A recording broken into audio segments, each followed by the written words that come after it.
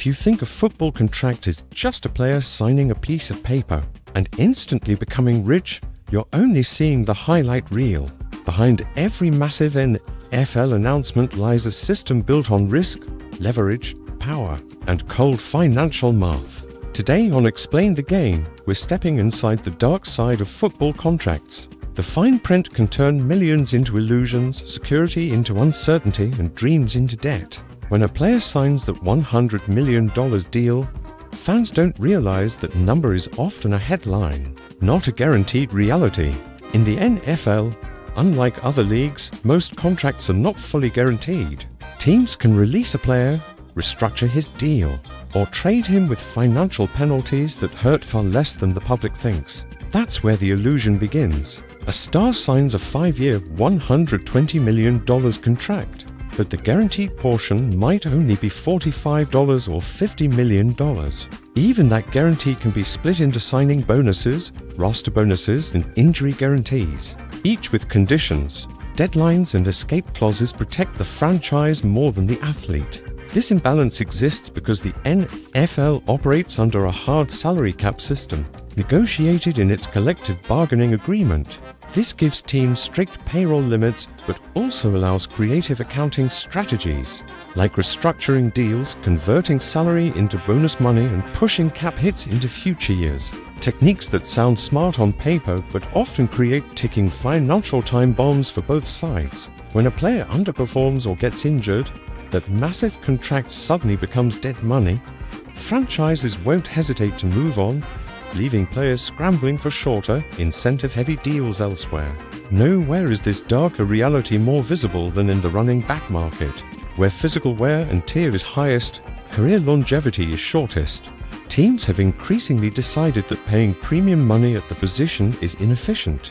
Elite backs have struggled to secure long-term guarantees, while quarterbacks reset the market almost every offseason. In modern football economics, the quarterback is seen as the engine of revenue and competitive stability. That positional value disparity has created tension, public contract disputes, and even holdouts, where players skip training camp or threaten to sit out games to gain leverage. But holdouts come with fines, lost game checks, and damage to reputation, meaning the risk often outweighs the reward unless you're a franchise cornerstone. Even then, the franchise tag, a controversial mechanism, allows a team to lock a player into a 1-year deal at a top 5 positional average salary without offering long-term security, effectively delaying true free agency and limiting negotiating power. While it pays well for a single season, it exposes players to injury risk without multi-year guarantees, creating a high-stakes gamble every snap they take.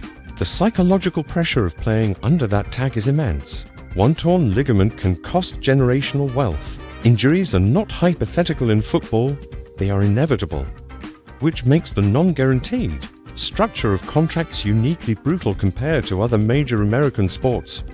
While fans debate stats and championships, players quietly hire agents, lawyers, and financial advisors to navigate clauses like offset language, workout bonuses, escalators, and de-escalators.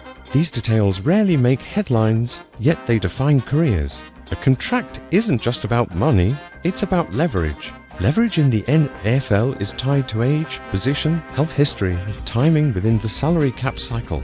Timing can be everything. Signing a mega deal 1 year before a new TV rights agreement inflates league revenue might mean you're underpaid compared to the next wave of players, which creates locker room tension and renegotiation drama. Agents exploit these revenue spikes strategically, pushing for extensions when cap growth accelerates, but teams counter by spreading signing bonuses across void years, fake contract years added purely for accounting purposes, allowing them to prorate bonuses and reduce immediate cap hits. But if the player is cut before those void years, the remaining prorated money accelerates onto the cap, creating short-term financial strain for the team, but often no additional benefit for the player. This chess match between front offices and agents defines modern roster construction, where loyalty is secondary to efficiency. We've seen iconic players released not because they lacked talent, but because their cap hit outweighed their projected value. Fans call it betrayal, while executives call it business. This cold business approach is reinforced by analytics departments calculating expected wins above replacement, turning human performance into spreadsheets. If the data says a cheaper rookie contract can produce 80% of a veteran's output at 20% of the cost, the math wins. That's another dark truth. Rookie contracts are cost-controlled under the CBA, giving teams 5 years of relative affordability through the 5th-year option. Franchises prioritize drafting well-overpaying veterans, creating a constant cycle where experienced players are replaced by cheaper talent before their second contracts peak. For the few who secure massive extensions, the structure often backloads cap hits, meaning the real financial burden appears later, increasing the probability of restructuring or release. Restructuring itself sounds harmless, but often converts base salary into signing bonus, spreading cap impact while reducing immediate cash flow flexibility for players, locking them into deals that are harder to escape without financial sacrifice. While superstars can command no trade clauses, most players cannot, meaning trades can uproot families overnight, forcing relocations across the country with little warning. Though the contract may remain intact financially, the personal toll is invisible. Even endorsements, often assumed to be major income streams, are heavily dependent on market size, media visibility, and team success. A player traded from a large market contender to a rebuilding small market team may see off-field earnings shrink dramatically, compounding the instability. Then there are injury settlements reached when a team releases an injured player, but negotiates partial payment rather than full guarantees.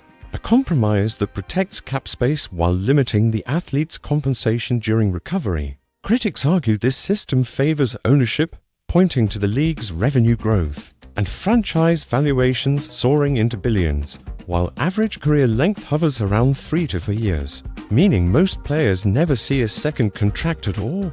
When they leave the league, many face long-term health consequences from concussions and orthopedic damage, making the lack of guaranteed security even more controversial. Yet the system persists because the NFL Players Association negotiated trade-offs within the collective bargaining agreement, balancing higher revenue shares and minimum salaries against structural limitations like the franchise tag and non-guaranteed deals. Labor negotiations periodically erupt into lockout threats, reminding everyone that beneath the spectacle of Sunday games lies a labor market defined by collective power struggles. When you zoom out, the dark side of football contracts isn't just about clauses or cap hits. It's about asymmetry between ownership stability and player volatility, between headline numbers and real guarantees, between fan perception and contractual reality. Fans celebrate $100 million quarterbacks without realizing that injury guarantees, rolling vesting dates, and cash flow schedules can dramatically alter what that money truly means. Quarterbacks, while benefiting from higher guarantees, still face restructuring risks if performance declines, though their leverage remains strongest due to positional scarcity. This positional hierarchy shapes locker room dynamics, where some players feel undervalued despite equal physical risk. When social media amplifies contract comparisons, public pressure can intensify negotiations, but ultimately teams hold structural power through the cap and tagging mechanisms. Even fully guaranteed deals, rare but increasing in discussion, create ripple effects, because if one franchise breaks precedent, others must decide whether to follow or risk losing elite talent. Yet owners resist systemic change that would transfer greater financial risk onto franchises. And so the cycle continues: draft, develop, extend selectively, restructure creatively, release ruthlessly, repeat. Every off-season becomes a drama season of cuts and cap casualties, where respected veterans become cap savings overnight. And the language itself reveals the mindset: players categorized as assets, liabilities, investments, reducing careers to balance sheet entries. While fans argue about loyalty, the system incentivizes detachment. This is not unique to one team or market. It is embedded in the architecture of the National Football League itself, where competitive balance is maintained through financial constraints, but human cost is externalized onto the workforce. Yet players still line up to sign, because even a partially guaranteed contract at league minimum far exceeds most alternative earnings. and the opportunity for generational wealth, even if uncertain, outweighs the statistical odds of injury for many. That paradox fuels the machine because football remains culturally dominant. Television ratings remain massive, and new media deals inject billions into the ecosystem, raising the salary cap and creating new contract headlines each year. But beneath those headlines, the structure remains complex, unforgiving, and strategically tilted. Understanding this doesn't diminish the spectacle of the game, it deepens it. Every snap is not just competition, but negotiation leverage. Every touchdown potentially millions in escalators, every injury potentially millions lost. When you hear about a blockbuster extension next season, remember to look beyond the total value.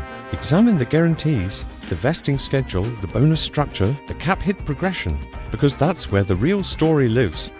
And on Explain the Game, that's what we uncover. Not just who signed for how much, but how the system truly works, the risks it hides, and the power dynamics that define the business of football.